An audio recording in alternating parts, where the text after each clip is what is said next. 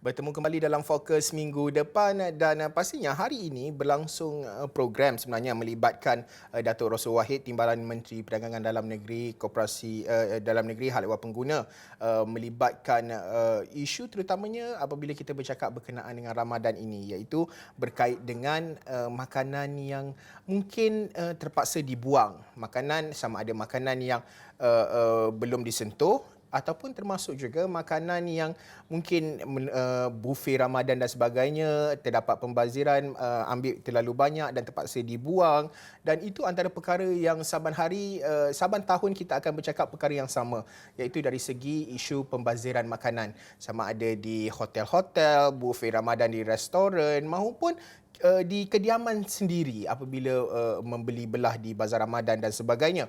Jadi hari ini wartawan Wakil Isra Awani Terengganu Nur Fazlizai Ali ada membuat liputan bersama dengan Timbalan Menteri Kabinet HEP Datuk Rossul Wahid melihat dari segi apa yang boleh kita lakukan dalam isu ini, kerana kita perlu mencari penyelesaian pada masa sama kita dapat menangani isu pembaziran dan kita akan memberi keuntungan kepada individu lain yang akan menerima manfaat daripada aktiviti ataupun inisiatif yang boleh kita lakukan melibatkan isu makanan ini. Dan saya nak bersama dengan Nur Fazlizai Ali, Wakil Isra Awani Terengganu menerusi panggilan.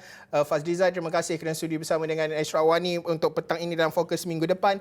Mungkin boleh kongsikan berkenaan dengan program tadi, apa yang dikatakan oleh Timbalan Menteri tadi? Okey, baik Acap.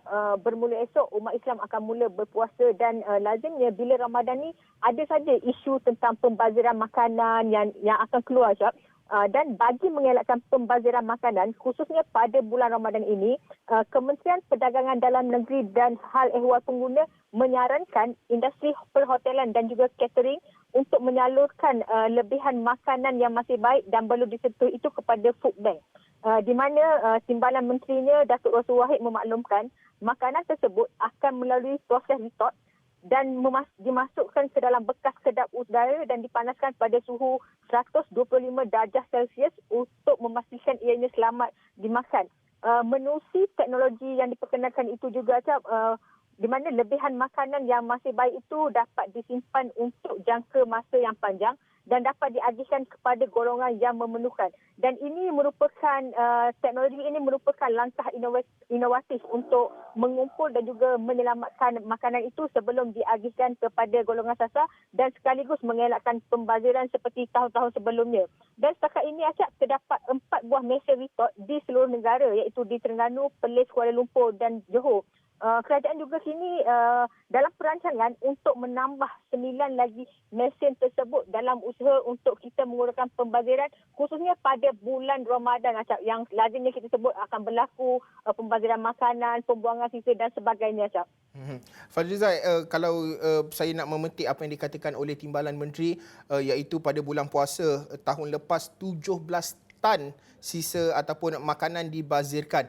Dalam konteks ini kita bercakap berkenaan dengan makanan yang belum terusik, iaitu makanan sama ada di buffet Ramadan dan sebagainya yang apabila tidak yang makanan yang tidak disentuh, kadang-kala ada restoran ataupun hotel yang terpaksa membuangnya. Jadi ini merupakan antara inisiatif yang boleh dilakukan. Dan apa kata kita dengarkan sedikit apa yang dikatakan oleh Datuk Rossul Wahid berkenaan dengan inisiatif ini. Contohnya, dia sedia makanan banyak, berapa puasa. Laporan yang kita terima, bila puasa tahun lepas, 17 tan sehari makanan dibazirkan. Jadi, makanan ini kita tak mahu membazir. Dia kumpul satu tempat, kemudian dia masuk dalam satu mesin dan kesir. Contohnya, gula nasi dagang, gula daging, nasi dagang, nasi impit dan sebagainya, sir. Maksud, sir dengan mesin tersebut, dia tahan 2 tahun. Dan barang-barang ini boleh kita hantar kepada tempat bencana. Ada rumah terbakar ke, ada banjir ke, ada apa-apa saja. Sudah dan sebagainya masih boleh digunakan. Dia masih boleh digunakan restoran. Untuk restoran, dan ianya bukan sisa. Yang kita makan tu kita buang lah. Tapi yang masih belum disentuh. Yalah, seperti yang dikatakan Timbalan Menteri tadi, ianya bukanlah makanan yang disentuh ataupun sisa makanan individu, tetapi mungkin restoran ataupun hotel, buffet dan sebagainya yang makanan yang belum disentuh tapi boleh dilaksanakan menerusi inisiatif ini. Jadi Fazlizai, berbalik ataupun selain daripada kita nak bercerita berkenaan dengan isu ataupun cerita berkenaan dengan pembaziran makanan ini, pada masa sama saya nak tahu juga dari segi kemeriahannya di Terengganu, adakah anak-anak perantau ramai yang pulang menjelang Ramadan ini, kerana kita tahu banyak kelonggaran telah pun dibuka kalau kita bandingkan dengan tahun-tahun sebelum ini. Ada sekatan perjalanan dan sebagainya, PKP, tidak boleh merentas negeri, tetapi tahun ini cukup berbeza sekali. Ruang dan peluang itu diberikan oleh kerajaan kepada rakyat Malaysia, terutamanya umat Islam yang akan menyambut Ramadan esok. Bagaimana kemeriahan suasana di Terengganu maupun ataupun di Lebuh Raya sendiri nak masuk ke Pantai Timur itu, mungkin Fazlizai boleh kongsikan? Bila kita bercakap tentang Ramadan, pastinya kemeriahan itu akan kita gambarkan di mana boleh dikatakan pada tahun ini ia agak berbeza selepas 2 tahun kita berdepan dengan COVID-19. Seperti di Kuala Terengganu ini sendiri, Acap, beberapa kawasan, khususnya kawasan-kawasan pasar, memang dipenuhi dengan ramai individu di mana untuk mendapatkan persiapan bagi menyambut puasa, seterusnya untuk bersahur pada esok pagi, Acap. Dan keadaan trafik juga agak sesak di beberapa laluan di negeri Terengganu ini, di mana ada sebahagian anak perantau mengambil peluang ini untuk pulang berbuka puasa, menyambut Ramadan bersama ahli keluarga mereka, kerana sebelum-sebelum ini mereka tidak dapat melakukan untuk berbuka puasa bersama family mereka bila berlakunya pandemik dan juga perintah kawalan pergerakan dan sebagainya, Cak. Dan bila kita bercakap pasal puasa ini juga, saya sudah pasti bazar-bazar Ramadan akan menjadi tumpuan kita, Cak, di mana jika di negeri Terengganu ini terdapat 63 bazar di seluruh Terengganu, dan menerusi peralihan fasa endemik juga pastinya memberi kelegaan kepada mereka untuk kembali melakukan aktiviti yang telah lama ditinggalkan oleh mereka. Bukan saja untuk pergi ke bazar, Cak, malahan untuk menunaikan solat tarawih dan sebagainya. Seperti semalam juga kita telah beralih pada fasa endemik, di mana orang ramai juga telah dapat menunaikan solat Jumaat dan juga solat fardu secara berjemaah di masjid dan juga surau tanpa penjarakan fizikal, dengan saf juga dirapatkan. Pastinya itu adalah peluang dan ruang yang dinantikan oleh mereka untuk menunaikan, dan peluang itu juga telah lama sebenarnya dinantikan mereka. Sudah pasti mereka tidak akan mengisikan peluang tersebut. Dan Cak, bila kita bercerita pasal solat dan sebagainya, kalau di Terengganu ini Masjid Kristal antara yang sering menjadi tumpuan, di mana masjid yang pernah diiktiraf sebagai masjid ketiga tercantik di dunia itu kembali dibuka kepada orang ramai selepas 4 tahun ditutup berikutan kerosakan yang dialami oleh masjid berkenaan.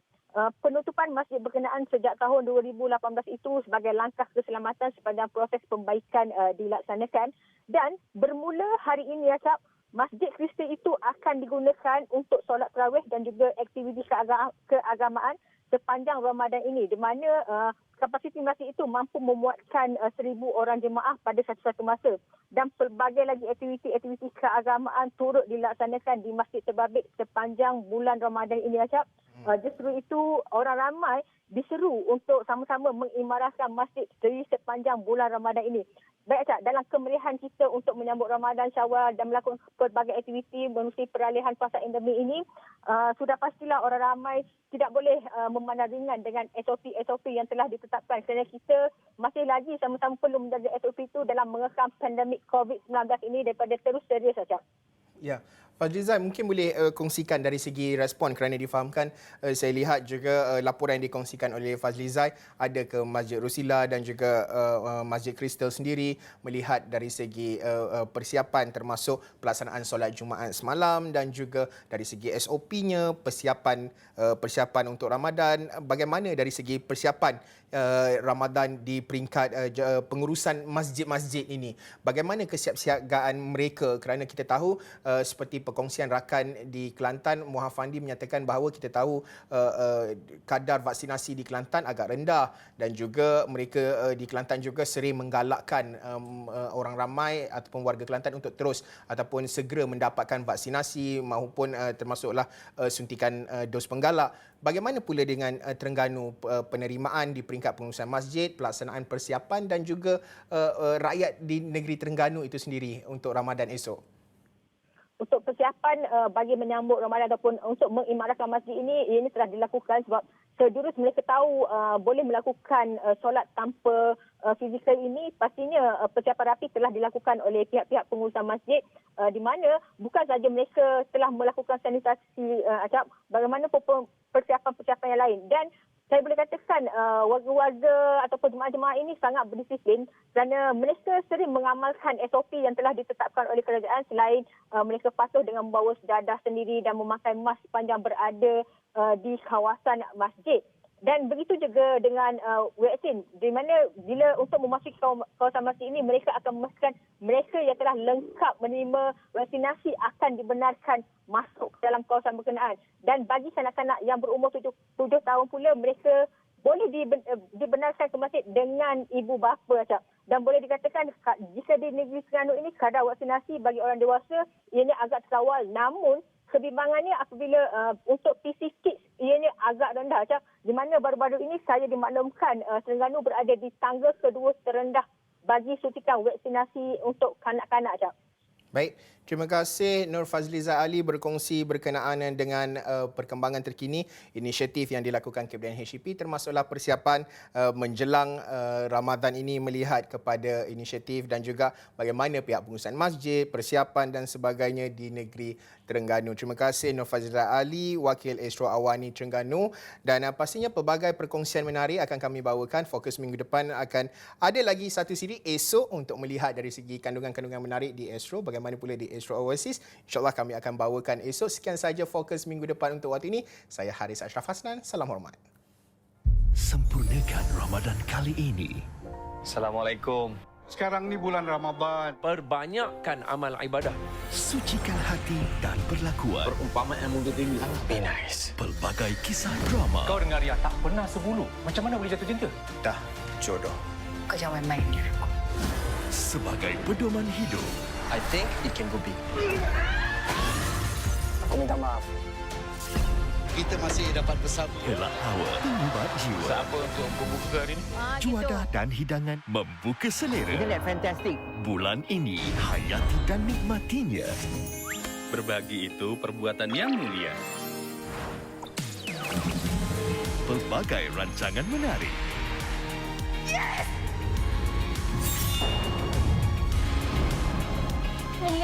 Bersama yang tersayang dengan Astro.